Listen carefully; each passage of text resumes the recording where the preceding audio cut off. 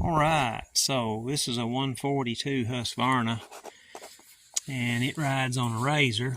And I have worked on the saw before. Anyway, the owner told me the fuel filter had slipped off, and he thought it might have digested a bunch of trash. And sure enough, it had.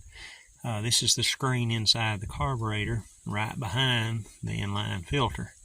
So we're going to spray that out and put her back together, and I think we found a problem. This particular saw rides on a razor that is a Polaris razor, and it was really clean, but now it is covered in mud. We're going to get that cleaned up and get her back together. Thank you.